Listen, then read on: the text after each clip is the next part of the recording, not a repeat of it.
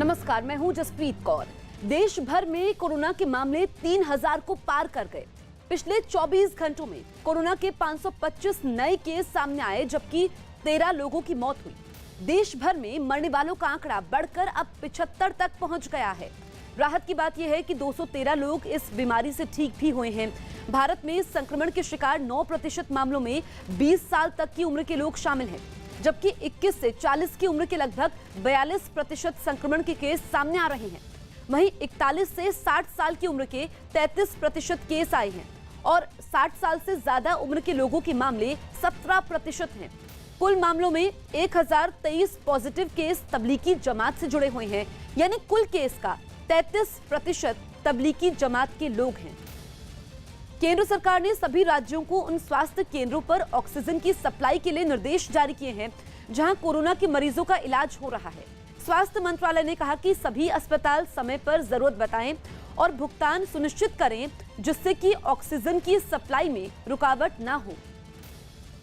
तो यहाँ पर ये निर्देश दिए गए हैं स्वास्थ्य मंत्रालय को। केंद्र सरकार ने सभी राज्यों को उन स्वास्थ्य केंद्रों पर ऑक्सीजन की सप्लाई के लिए निर्देश जारी किए हैं जहां कोरोना के मरीजों का इलाज किया जा रहा है। स्वास्थ्य मंत्रालय ने कहा कि सभी अस्पताल समय पर जरूरत बताएं और भुगतान सुनिश्चित करें, जिससे कि ऑक्सीजन की सप्लाई में रुकावट ना हो, क्योंकि मामले अब तेजी से बढ़ रहे हैं। सैनिटाइजर की कालाबाजारी के बीच रेलवे के कुछ कर्मचारी आगे आए और उन्होंने मास्क और सैनिटाइजर तैयार किया। देश भर में कोरोना वायरस के मामले बढ़ने के साथ ही सैनिटाइजर की मांग भी काफी बढ़ गई, जिसे पूरा करने के लिए यूपी के मुरादाबाद में रेलवे कर्मचारी मास्क और सैनिटाइजर बनाने में जुट गए। मास्क और दस्ताने पहने इन कर्मचारियों ने कैमरे के सामने ही सैनिटाइजर बनाकर दिखाया। इसके अलावा रेलवे की कुछ महिला कर्मचारी सिलाई मशीनों पर मास्क तैयार करती दिखाई दी। सैनिटाइजर भी बनाया जा रहा है और मास्क भी उपलब्ध कराया जा रहा है, जो कि हॉस्पिटल को, लाइन कर्मचारियों को और कारखाने के कर्मचारियों को उपलब्ध कराया है। बताया गया कि बरेली के इस वर्कशॉप में रेलवे कर्मचारियों के जरिए रोजाना 200 लीटर से ज्यादा सैनिटाइजर और 500 से ज्यादा मास्क इसी तरह तैयार किए जाते हैं।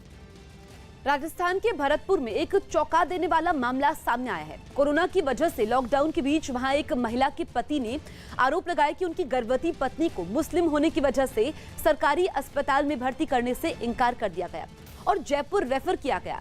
महिला के पति के मुताबिक रास्ते में डिलीवरी होने से बच्चे की मौत हो गई। अब पीड़ित दंपति कार्रवाई की मांग कर रहे हैं।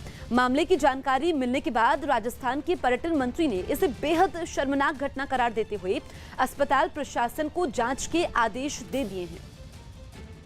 यहाँ आए थे और डॉक्टर साहब ने उनको देखा है और देखने के बाद में फिर डॉक्टर साहब ने इन्वेस्टिगेशन के लिए भी कहा है, लिखा है उस पर, और फिर उन्होंने इलाज भी लिखा है, एंटीबायोटिक लिखी है और जो ब्लीडिंग भी हो रही थी और ब्लीडिंग के लिए उन्होंने दवाइयाँ लिखी है और इंजेक्शन सिस्टम में लगाया।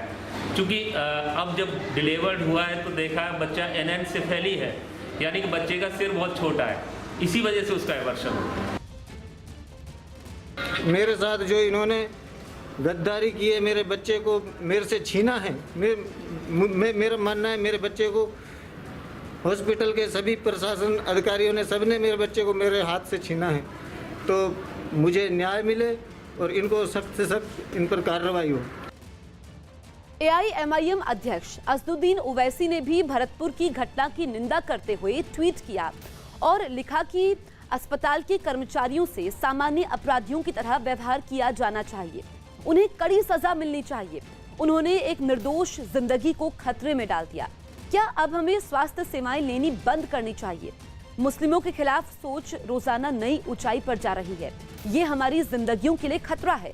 क्या सरकार के संरक्षण की वजह से कट्टर हिंदुत्व बढ़ रहा है या फिर ये समाज के बड़े तबके में फैलने की वजह से बढ़ रहा है? क्या इसे रोकने के लिए कुछ किया नहीं जाना चाहिए? पीएम मोदी ने आज रात 9 बजे 9 मिनट के लिए सभी लाइटें बंद कर घरों में दिया, मोमबत्ती और मोबाइल फोन की फ्लैशलाइट जलाने की अपील की है। पीएम की इस अपील के बाद लोग इस कार्यक्रम में बढ़ चढ़कर हिस्सा लेने के लिए तैयारी कर रहे हैं। पीएम की अपील के बाद दियो और मोमबत्ती की बिक्री बढ़ गई है। जो भी लोग जरूरी सामान लेने घर से निकल रहे हैं, वो दुकान से दिए और मोमबत्तियां जरूर ले रहे हैं।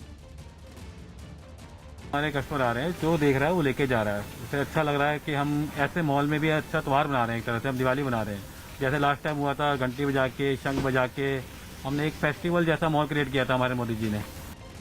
लॉकडाउन के बीच भुवनेश्वर में जरूरी सामान खरीदने पहुंचे लोगों ने नियमों की धज्जियां उड़ा दी। लोगों की सहूलियत का ख्याल रखते हुए वहां की प्रशासन ने एक मैदान को बाजार में बदलने का फैसला लिया, जिसकी खबर मिलते ही जरूरी सामान खरीदने वालों की भारी भीड़ जमा हो गई। भीड़ इतनी थी कि आने जाने में भी लोगों को काफी परेशानियां हो रही थी। सब्जियों की दुकान पर लोग बेपरवाह दिखे। ज्यादातर लोगों ने ना तो सोशल डिस्टेंसिंग का ख्याल रखा और ना ही कोरोना के खतरे से बचने के लिए मास्क पहन रखे थे। कुछ ही लोग दिखे जो कपड़ों और मास्क से अपने नाक और मुंह को ढके नजर आए। लोग वो भी क्या करेंगे, क्योंकि उनके पास सामान चाहिए और जो अवेलेबल है वो सारा, यही एक मार्केट है। प्रशासन की तरफ से दूरी बनाकर सामान खरीदने की अपील भी की गई, लेकिन इसका कोई भी असर दिखाई नहीं दिया। कोरोना वायरस के बढ़ते खतरे के बीच शरीर के तापमान की जांच करने वाली मशीनों की बढ़ी कीमतों से निजात पाने के लिए नौसेना ने भी तैयारी कर ली। जानकारी के मुताबिक नौसेना ने इंफ्रारेड किरणों पर आधारित शरीर का तापमान मापने वाली मशीन बना ली। सिर्फ 1000 रुपए में बनाई गई ये मशीन किसी भी आदमी को बिना छुए दूर से ही उसका तापमान बता सकती। इस मशीन को बनाने के लिए नौसेना ने अपने पास मौजूद उपकरणों का ही सहारा लिया है। बताया गया कि नौसेना के डॉकयार्ड में रोजाना 20,000 से ज्यादा लोग जाते हैं, जिनकी जांच के लिए इस तरह की कई मशीनों की जरूरत पड़ती है। गुजरात के अरवली में सफाई कर्मियों का सम्मान किया गया। कोरोना की वजह से हुई लॉकडाउन के बीच लगातार शहर की साफ सफाई के काम में जुटे सफाई कर्मियों को शॉल और स्मृति चिन्ह देकर सम्मानित किया गया। नगर निगम के प्रमुख और मुस्लिम समाज के लोगों ने सफाई कर्मचारियों को सम्मानित किया। ऊर्जा मंत्रालय ने उन आशंकाओं को पूरी तरह गलत बताया है जिनमें पीएम की अपील पर आज रात 9 बजे 9 मिनट के लिए घरों में लाइटें बंद होने की वजह से ग्रिड फेल होने का दावा किया गया है। ऊर्जा मंत्रालय ने एक बयान जारी कर साफ कर दिया कि ग्रिड बिजली की मांग में आने वाले किसी भी बदलाव के लिए पूरी तरह सक्षम है और इसका ग्रिड पर किसी तरह का असर नहीं पड़ेगा।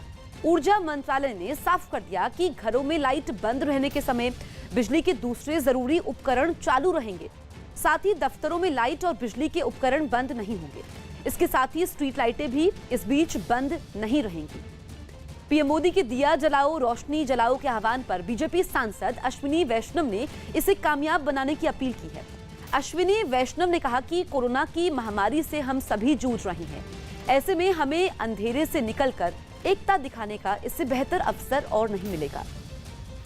हमारे साथ बात करने के लिए अश्विनी वैष्णव जी हैं, बीजेपी सांसद। हम उनसे बात करते हैं। सर, क्या मायने हैं इसके और किस तरीके से आप इसको देखते हैं? कोरोना की महामारी से हम सभी जूझ रहे हैं। इस अंधेरे से निकलकर जो हमारे सबसे गरीब, हमारे सबसे कमज़ोर और जो हमारे फ्रंट लाइन के वर्कर्स हैं, उनके साथ सॉलिडेरिटी दिखाने के लिए, उनके साथ एकता दिखाने के लिए माननीय पीएम साहब ने दिया जलाने का हम सबको आह्वान किया है। आप अटल बिहारी वाजपेयी के साथ भी रहे थे और उनके साथ भी आपने यहाँ पर काम किया। उन्होंने भी दिया रोशनी का जिक्र किया था, तो उससे आप संबंधित कुछ आप बता सकते हैं? एक पॉजिटिव एनर्जी है दिए में। पूज्य अटल जी ने कहा था, आओ फिर से दिया जलाएं। आज इस कोरोना से हमको हारना नहीं है, आज इस कोरोना से हमको जीतना है। इस जीत का एक ये पर्यायवाची है, आओ फिर से दिया जलाएं। लॉकडाउन की वजह से घरों में बंद लोग तनाव में ना आए, इसके लिए छत्तीसगढ़ के दुर्ग इलाके में पुलिस ने अनोखी पहल की। दुर्ग पुलिस इलाके के लोगों को कसरत करवाने में जुटी है और ये कसरत गानों की धुन पर कराई जा रही है।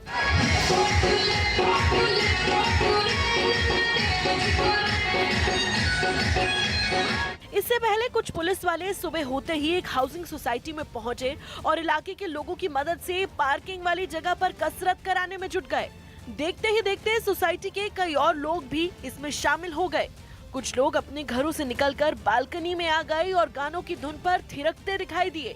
पुलिस के मुताबिक ये मुहिम इसलिए शुरू की गई ताकि लोगों को ये महसूस ना हो कि वो घरों में बंद हैं।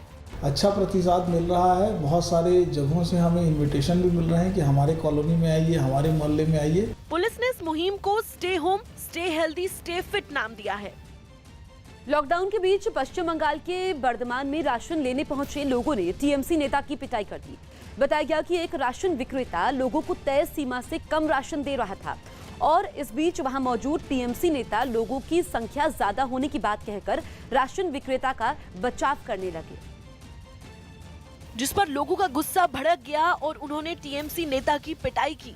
लोगों की भीड़ ने टीएमसी नेता को घेर लिया और उन पर थप्पड़ घूंसे बरसाने लगे। हालांकि जानकारी मिलते ही तुरंत पुलिस वहां पहुंची और टीएमसी नेता को बचाने की कोशिश करने लगी, लेकिन गुस्साई भीड़ ने टीएमसी नेता को नहीं छोड़ा।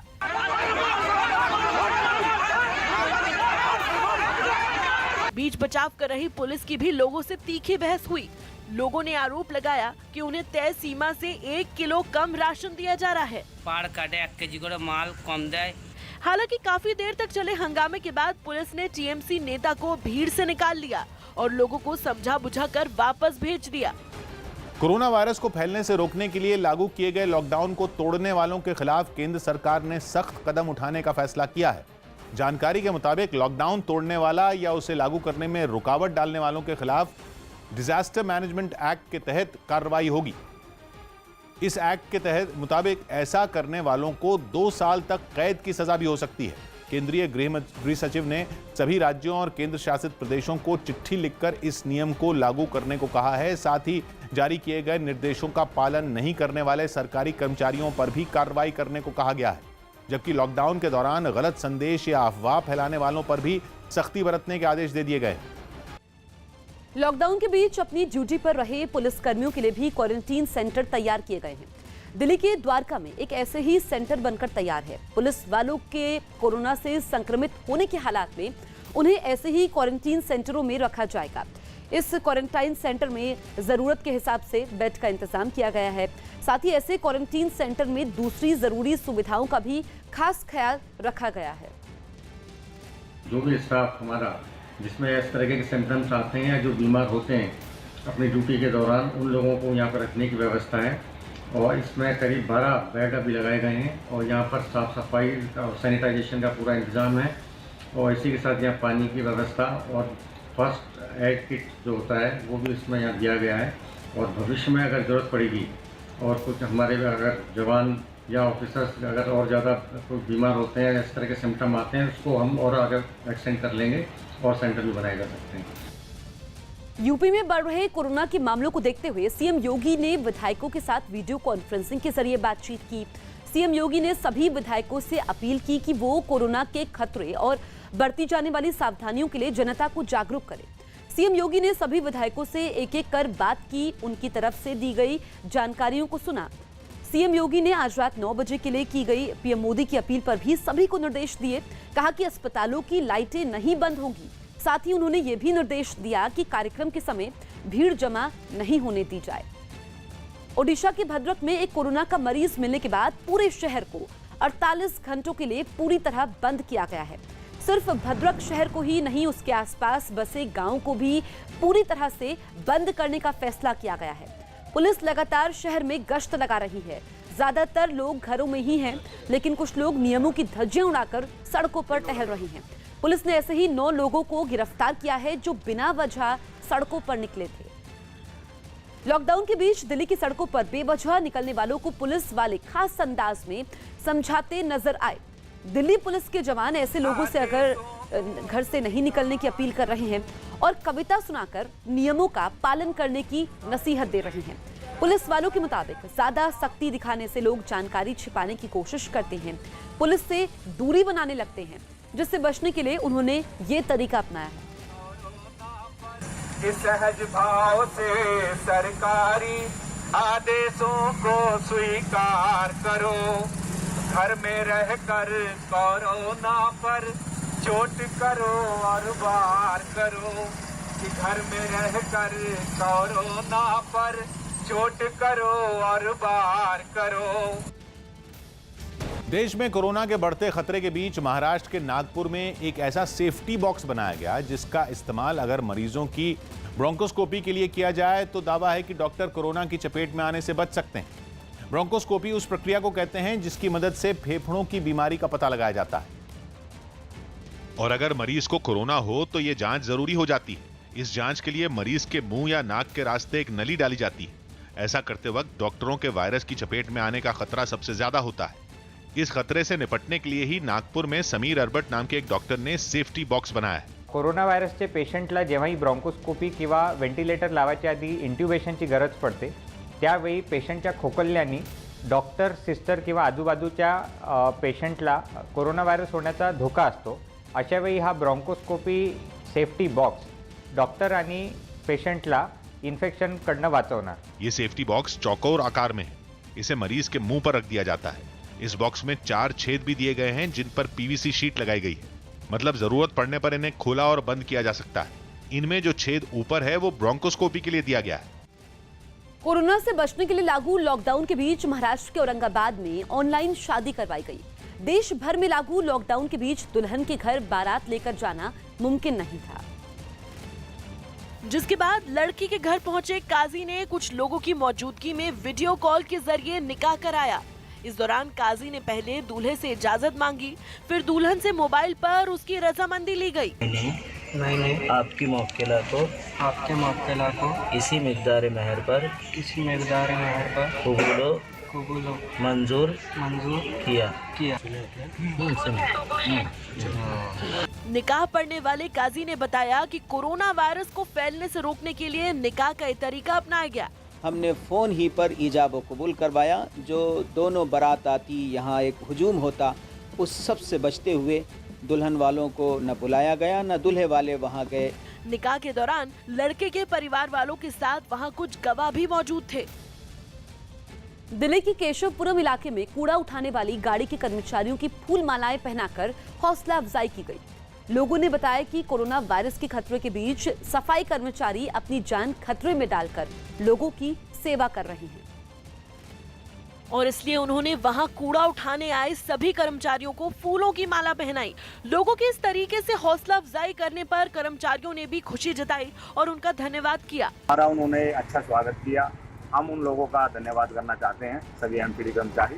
कर्मचारियों का सम्मान करते वक्त लोगों ने सोशल डिस्टेंसिंग का भी ध्यान रखा और एक एक कर गाड़ी के ड्राइवर और बाकी कर्मचारियों को कुछ दूरी पर खड़े होकर मालाएं पहनाई। मुंबई के पास नाला सुपारा के सतपाला ग्राम पंचायत में कोरोना के 3 नए मरीज मिले हैं। कोरोना के मरीज मिलने के बाद पूरे गांव को 15 दिन के लिए होम क्वारंटीन किया गया है। साथ ही वहां दवाओं का छिड़काव भी किया गया है। दिवाकर हमारे सहयोगी फोन लाइन पर मौजूद हैं। दिवाकर, यहाँ पर कोरोना के 3 नए मरीज मिले हैं, क्या इनकी ट्रैवल हिस्ट्री रही है, मेडिकल हिस्ट्री रही है? देखिए, रात करीब 10:30 बजे के आसपास जो है वसई बिहार महानगर पालिका जो है जिसके अंडर में ये इलाका आता है, उसको ये जानकारी मिली थी कि कुछ संशयित जो है वो नाला सोपारा के ग्राम पंचायत में मौजूद है। सतपाला जो ग्राम पंचायत है वहां पर मौजूद हैं। उनकी जांच की गई, उनकी रिपोर्ट आई। रिपोर्ट आने के बाद पता चला कि तीनों जो है वो कोरोना पॉजिटिव हैं और इसको देखते हुए, क्योंकि छोटा सा गांव है और गांव में कई सारे लोग मौजूद हैं, तो इसको देखते हुए 15 दिन के लिए पूरे गांव को होम क्वारंटाइन कर दिया गया है। साथ ही साथ पूरे गांव में लगातार जो है दवाओं का छिड़काव किया जा रहा है ताकि जो कोरोना वायरस के मरीज हैं, उन जो संपर्क में जो लोग आए हैं वो जो है ग्रसित ना हो, उससे इस तरह तमाम चीजें कदम उठाए जा रहे हैं। लेकिन अभी तक इन तीनों की ट्रेवल हिस्ट्री जो है कोई भी जानकारी उस बारे में नहीं मिल पाई है। लोगों का अभी तक जो जानकारी मिल पा रही है कि जो कुछ लोग संशयित हैं उनके संपर्क में ये लोग आए थे, जिसके चलते जो है इनकी जांच की गई थी। उनकी जांच करने के बाद जो है इनकी रिपोर्ट पॉजिटिव आई। इन्हें जिला अस्पताल में भर्ती किया गया है, इनका इलाज चल रहा है। बाकी जो गांव के लोग हैं वहां पर भी लोगों की जांच की जा रही है, जो जिनको होम क्वारंटाइन किया गया उनकी भी जांच की जा रही है। जसप्रीत, चलिए दिवाकर, आप नजर बनाए रखिए। केरल के कासरगोड में कोरोना के पीड़ित एक मरीज के ठीक होने के बाद उसे अस्पताल से छुट्टी दे दी गई। मरीज के ठीक होने पर अस्पताल में काम करने वाले कर्मचारियों ने खुशी जाहिर की। कोरोना की बीमारी से ठीक होने वाला मरीज जब अपने घर जा रहा था तो अस्पताल के कर्मचारियों ने तालियां बजाकर उसकी हौसला अफजाई की। दिल्ली की तबलीगी जमात के कार्यक्रम में शामिल होने के बाद 2 दिन पहले लातूर पहुंचे 20 लोगों में 8 लोगों की कोरोना रिपोर्ट पॉजिटिव आई है। सभी 8 लोग आंध्र प्रदेश के रहने वाले हैं। जानकारी के मुताबिक दिल्ली के तबलीगी जमात के कार्यक्रम में शामिल हुए 20 लोग सड़क के रास्ते वापस आंध्र प्रदेश में दाखिल होने की कोशिश में थे, लेकिन जिस गाड़ी में सवार होकर ये लोग आए थे उसने सभी को 2 दिन पहले लातूर के निलंगा तहसील में छोड़ दिया, जिसके बाद ये सभी 20 लोग वहां की एक मस्जिद में ठहरे हुए थे। इस बात की जानकारी मिलने के बाद लातूर पुलिस और स्वास्थ्य विभाग सभी को जिला अस्पताल लाई। उनकी जांच करवाई गई। टेस्ट के बाद 8 लोगों की रिपोर्ट पॉजिटिव पाई गई, जबकि बाकी 12 लोगों की रिपोर्ट नेगेटिव है। हालांकि उन्हें भी एहतियातन क्वारंटीन किया गया है। तमिलनाडु पुलिस लॉकडाउन तोड़ने वालों को अलग तरह से सजा दे रही है। वहां पुलिस बेवजह सड़कों पर घूमने वालों को पकड़ने के बाद सड़क पर ही उनसे कसरत करवा रही है। पुलिस लगातार लोगों से अपील कर रही है कि लॉकडाउन के समय लोग घरों में ही रहें। पुलिस लोगों को समझा रही है कि घरों में रहकर ही लोग कोरोना की खतरनाक बीमारी से बच सकते हैं। चंडीगढ़ के अलग अलग सेक्टर में चंडीगढ़ रेजिडेंट वेलफेयर एसोसिएशन से जुड़े लोगों ने घर घर जाकर मोमबत्तियां बांटी। आज रात 9 बजे पीएम नरेंद्र मोदी की अपील को कामयाब करने के लिए लोगों का साथ भी मांगा। रेजिडेंट वेलफेयर एसोसिएशन के मुताबिक इस वक्त पूरे देश को एकजुट होकर कोरोना जैसी महामारी का सामना करना चाहिए और पीएम के आह्वान पर एकजुटता दिखाकर कोरोना वायरस से लड़ रहे योद्धाओं को शुक्रिया कहना चाहिए। आरडब्ल्यू ने मुहिम उठाई कि वो क्योंकि लॉकडाउन है, लोग घरों से बाहर नहीं जा पा रहे, तो एक जने से सोर्स करके वो अपने ब्लॉक के अंदर सोशल डिस्टेंसिंग मेंटेन करते हुए घरों में जाके मोमबत्तियां दे रहे हैं और साथ ही रिक्वेस्ट कर रहे हैं कि 9 बजे 9 मिनट के लिए आप लोगों ने कैंडल जलानी है। तो चंडीगढ़ की तस्वीरें हम आपको दिखा रहे हैं, जहां पर चंडीगढ़ रेजिडेंट वेलफेयर एसोसिएशन के लोगों ने चंडीगढ़ में अलग अलग सेक्टर्स में मोमबत्ती बांटी। पीएम मोदी ने अपील की है आज रात 9 बजे 9 मिनट के लिए मोमबत्ती, दिया या फिर मोबाइल की रोशनी से घरों से बाहर निकले और घरों की लाइटें बंद करें। इसी का असर भी अब देखने को मिला है। इंदौर से इंसानियत की एक बेहतरीन खबर सामने आ रही है। इंदौर की हेल्थ और नगर निगम की टीम ने पथराव की शर्मनाक घटना के बावजूद इंसानियत को लहूलुहान नहीं होने दिया।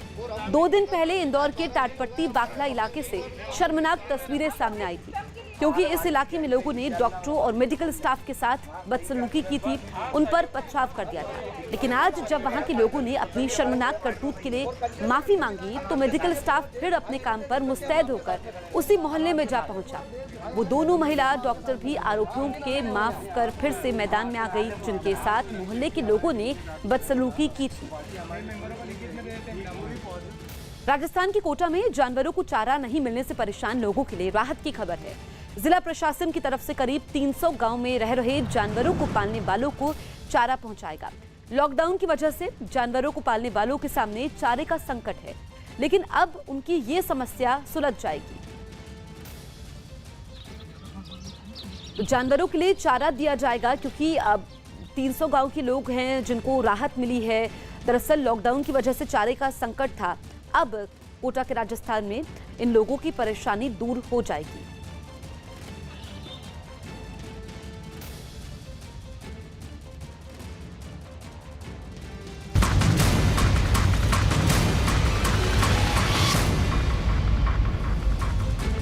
न्यूज़ 18 पूरे भारत से लगातार कोरोना वायरस से जुड़ी खबरें आप तक पहुंचा रहा है। देश में 21 दिन का लॉकडाउन है। आप भी नियमों का पालन करें, खुद को सुरक्षित रखने के लिए घर में ही रहें। न्यूज़ 18 इंडिया हर घंटे कोरोना बुलेटिन भी आप तक पहुंचा रहा है। लॉकडाउन के समय देश में 10 करोड़ लोग रोज न्यूज़ 18 देख रहे हैं। न्यूज़ 18 पर भरोसा करने के लिए हम अपने करोड़ों दर्शकों का धन्यवाद करते हैं। साथ ही इस मुश्किल घड़ी में अपने उन reporter, video journalist, design team और सपोर्ट स्टाफ के हौसले और जज्बे को भी सलाम करते हैं, जो देश के चप्पे चप्पे से आप तक हर खबर लगातार पहुंचा रहे हैं। दिल्ली के निजामुद्दीन में तबलीगी जमात के मरकज पहुंची क्राइम ब्रांच की टीम ने जांच पड़ताल की। क्राइम ब्रांच की टीम ने मरकज से बैंक खातों समेत कई तरह की जानकारी मांगी है। तबलीगी जमात के मुखिया मौलाना साद से पूछताछ के लिए क्राइम ब्रांच पहले ही नोटिस दे चुकी है। यही साद से पूछे जाने वाले सवालों की लिस्ट भी तैयार है। देख सकते हैं मेरे पीछे क्राइम ब्रांच की टीमों ने मरकज के पास जाकर मौका मुआयना किया, क्योंकि अंदर अभी दाखिल नहीं हुए। हालांकि पूरी बिल्डिंग को, जो 6 मंजिला बिल्डिंग है, उसको सैनिटाइज किया गया था, लेकिन क्राइम ब्रांच के पास मामले की जांच सौंपी गई है, क्योंकि मौलाना साद जो यहाँ पर मरकज के मुख्य अधिकारी थे, उनके साथ ही 6 सहयोगियों को पुलिस ने, क्राइम ब्रांच की टीम ने नोटिस दिया है, जिसके बाद अब क्राइम ब्रांच के पास ये मामला है। क्राइम ब्रांच लगातार उनके नोटिस के जवाब का इंतजार कर रही है, लेकिन यहाँ पर इतने लोग कैसे खड़े हुए थे, उनका पूरा ब्यौरा मांगा गया है क्राइम ब्रांच की तरफ से नोटिस में। साथ ही बैंक अकाउंट्स की डिटेल्स हैं, खातों की डिटेल्स हैं, साथ ही कई ऐसी डिटेल्स हैं जिनके बारे में जानकारी मांगी गई है और क्राइम ब्रांच की टीमें यहाँ पर पहुँची हैं, इसलिए क्योंकि अब यहाँ के पूरे चारों तरफ के हालात को मद्देनज़र देखते हुए यहाँ पर जाँच की जाएगी। कोरोना वायरस की रोकथाम के लिए बनाई गई 2 तरह की वैक्सीन का ऑस्ट्रेलिया में परीक्षण शुरू कर दिया गया। ये इंसानों से पहले जानवरों पर किया जाने वाला ट्रायल है, जिसमें ऑस्ट्रेलिया की रिसर्च करने वाली एक संस्था CSIRO के वैज्ञानिक नेवले की एक प्रजाति पर दोनों वैक्सीन का परीक्षण कर रहे हैं और शुरुआती परीक्षण में दोनों वैक्सीन का असर होता देखा गया। इनमें एक वैक्सीन ब्रिटेन की ऑक्सफोर्ड यूनिवर्सिटी के वैज्ञानिकों ने बनाई है, जबकि दूसरी वैक्सीन अमेरिका की इनोवियो फार्मास्यूटिकल कंपनी ने तैयार की। वैज्ञानिकों ने बताया कि 3 महीने तक जानवरों पर परीक्षण का असर देखने के बाद ही इसका क्लिनिकल ट्रायल यानी इंसानों पर परीक्षण शुरू होगा। फिलहाल शुरुआती नतीजों से वैज्ञानिकों को कोरोना वायरस की ये वैक्सीन अगले साल जून तक बाजार में उपलब्ध होने की उम्मीद है। यूपी में तबलीगी जमात से जुड़े कोरोना के 94 केस पॉजिटिव केस पाए हैं और ये केस राज्य के 27 जिलों में सामने आए हैं। सरकार के मुताबिक जहां केस आए हैं वहां ज्यादा सावधानी बरती जा रही है। आपकी बहुत बड़ी भूमिका है एक जनप्रतिनिधि के रूप में। जनप्रतिनिधि के रूप में जनता में अवेयरनेस के लिए जनता के बीच में जाकर के जाए बगैर भी अपील के माध्यम से या इस प्रकार के संवाद का सहारा बहुत सारे हमारे जनप्रतिनिधिगण ले भी रहे हैं। लोगों को इसके लिए तैयार करना, क्योंकि ये कोरोना वायरस की जो बीमारी आई है, ये महामारी आई है, ये आज के लिए नहीं, अभी 1 वर्ष तक हम सबको विभिन्न प्रकार से सावधान होने के लिए भी सतर्क कर रहा है। एक भी वायरस अगर इसका जीवित रह गया तो ये हमें परेशान करेगा अभी सर्दियों में। हम लोगों का जो कोरोना का लोड है पिछले 2 दिन में, वो तबलीगी जमात के जो लोग आइडेंटिफाई हुए थे और जिनको क्वारंटाइन में डाला गया था, तो कम से कम 94 ऐसे लोग हैं जिनका टेस्ट होने के बाद कोविड पॉजिटिव पाए गए। यानी पूरे प्रदेश में जो संख्या है वो ओवरऑल संख्या इन ऐसे लोगों के कोविड पॉजिटिव पाए जाने के कारण संख्या प्रदेश की बढ़ी है और साथ साथ जनपदों में जहां अभी तक एक भी कोविड पॉजिटिव नहीं था उनकी भी संख्या बढ़ी। तो ऐसे में ऐसे जितने भी तबलीगी जमात के लोग आइडेंटिफाई हुए हैं और फैसिलिटीज़ में जिनका जो है अलग अलग जगह पर क्वारंटाइन किया जा रहा है, तो हॉस्पिटल में रखा जा रहा है, तो ये कहा है कि पूरी निगरानी और पूरी मेडिकल हेल्प और पूरी व्यवस्था सुनिश्चित करें जिससे कि उनके उपचार के लिए कोई कमी भी ना रहे और कहीं आगे फैले भी ना। दिल्ली के सीएम अरविंद केजरीवाल के मुताबिक तबलीगी जमात के कार्यक्रम में शामिल होने वाले 500 लोग अस्पताल में भर्ती हैं। टेस्ट के बाद कोरोना से जुड़े केस और बढ़ सकते हैं। दिल्ली में अब तक 6 लोगों की मौत हो चुकी है, उसमें 3 मरकज से जुड़े थे। दिल्ली के अंदर अभी लोकल ट्रांसमिशन है, दिल्ली के अंदर अभी स्थिति नियंत्रण में है। दिल्ली के अंदर लोगों को अभी बड़े स्तर के ऊपर एक दूसरे से कोरोना होना चालू नहीं हुआ है।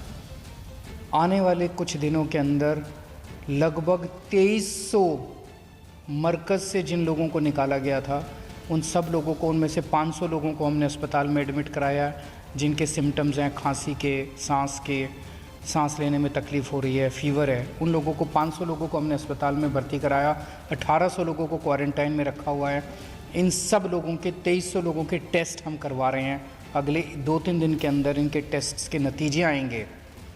हो सकता है उसके बाद एकदम से दिल्ली के पेशेंट्स बढ़ जाएं, लेकिन फिर से मैं कह रहा हूँ चिंता उस बात की है, वैसे सब लोगों की हमें चिंता है, जो मरकज़ के लोग हैं उनकी भी चिंता है, जो फ़ॉरेन से आए थे उनकी भी चिंता है, लेकिन मेरी सबसे बड़ी चिंता है कि दिल्ली के अंदर ये कोरोना फैलना नहीं चाहिए। फैलने से किसी भी हालत में रोकना है, उसको अभी तक हम लोग कंट्रोल करने में कामयाब हुए हैं। पिछले 24 घंटे में दिल्ली में कोरोना के 59 नए केसेस आए हैं और अब दिल्ली में टोटल 445 कोरोना के केसेस हो चुके हैं।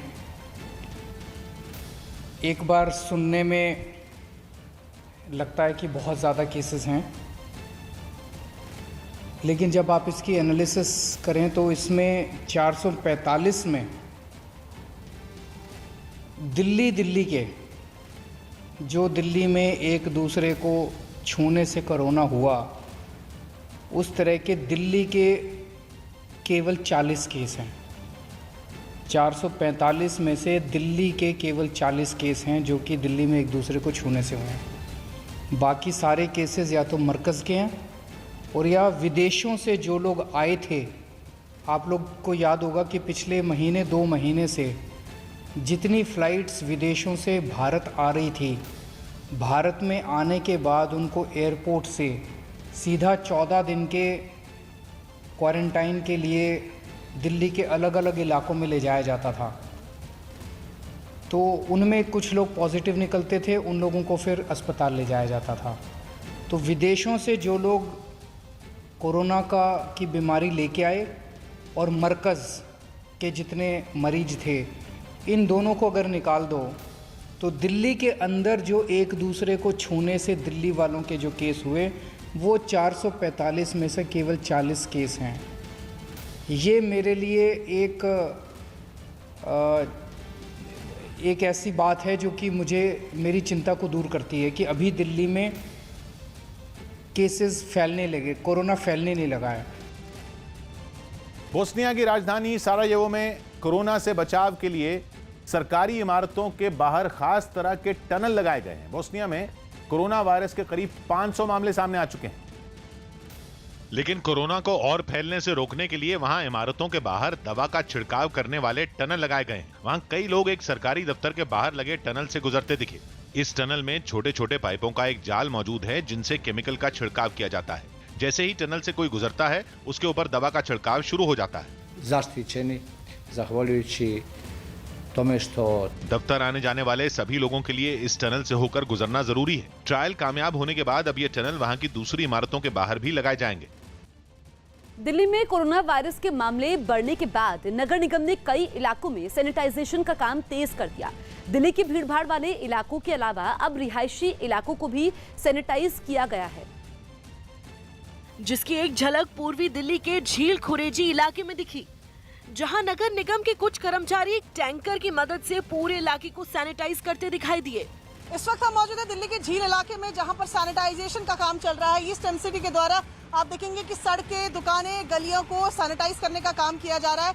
इस दौरान निगम के कुछ कर्मचारी कोरोना से बचने के लिए लोगों को जागरूक करते भी दिखाई दिए और सोशल डिस्टेंसिंग का ध्यान रखने की अपील भी की। 1 से 1.5 मीटर की दूरी निश्चित रूप से बनाकर रखें। नगर निगम के अधिकारी ने बताया कि पूर्वी दिल्ली में रोजाना इसी तरह की 20 गाड़ियों से सैनिटाइजेशन का काम किया जा रहा है। देश भर में लॉकडाउन तोड़कर बेवजह सड़कों पर घूमने वालों के खिलाफ पुलिस लगातार सख्त होती जा रही है। कोरोना वायरस की वजह से पूरे देश में 21 दिनों का लॉकडाउन है। इसके बावजूद यूपी के औरैया में कई लोग सड़क पर घूमते दिखे, जिन्हें सबक सिखाने के लिए पुलिस ने उनकी गाड़ियों के टायरों की हवा निकाल दी। पुलिस ने सड़कों पर गाड़ियों से निकले लोगों से पहले पूछताछ की और फिर ठीक जवाब नहीं मिलने पर उनकी गाड़ियों की हवा निकाल दी। हालांकि लॉकडाउन की वजह से सड़क पर ज्यादा भीड़ नहीं थी, लेकिन फिर जगह जगह तैनात पुलिस वाले सड़क पर निकली लगभग हर गाड़ी को रोककर लोगों से पूछताछ करते नजर आए। पुलिस वालों ने कई लोगों से घर लौटने की अपील की, जबकि कई लोगों के खिलाफ सख्त रवैया अपनाते हुए उन्हें जबरन उल्टे पैर लौटा दिया। एशिया की सबसे बड़ी झुग्गी बस्ती मुंबई की धारावी कोरोना की चपेट में आती दिखाई दे रही है। वहां 2 दिनों पहले हुई एक मौत के बाद अब 2 और नए मरीज मिलने से हड़कंप मच गया है। अब तक धारावी में कोरोना के 5 मरीज मिल चुके हैं। बेहद घनी झुग्गी बस्ती होने की वजह से वहां बढ़ रहे कोरोना के मामलों ने प्रशासन की चिंता बढ़ा दी है। कर्नाटक की कलबुर्गी में पुलिस वालों ने लॉकडाउन तोड़ने वालों को सड़क पर ही योग करने की सजा दी। सड़क पर घूम रहे लोगों को पकड़ने के बाद पुलिस ने सभी से योग करवाया। साथ ही उन सबको हिदायत दी गई कि वो दोबारा इस तरह से सड़कों पर नहीं निकले। यही नहीं, वहां पीएम मोदी की आज रात 9 बजे 9 मिनट पर दिए, मोमबत्ती और मोबाइल फोन की फ्लैश लाइट जलाने की अपील के बाद लोगों को मोमबत्तियां बांटी गई।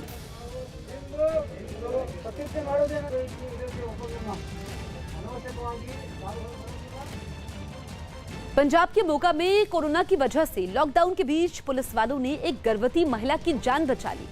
पुलिस के मुताबिक गर्भवती महिला को उसका परिवार पहले सरकारी अस्पताल ले गया, लेकिन वहां कोई नहीं मिला। इसके बाद उसे निजी अस्पताल ले जाया गया, पर वहां भी कर्मचारी नहीं मिले।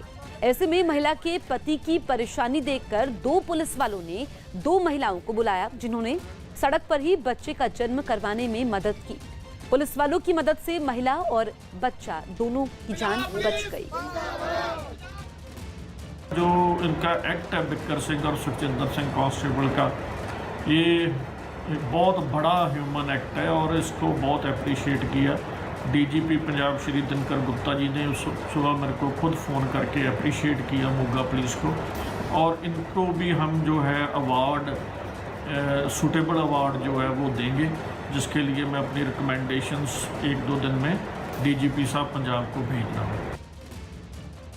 अभी देखते हैं इस वक्त की बड़ी खबरें।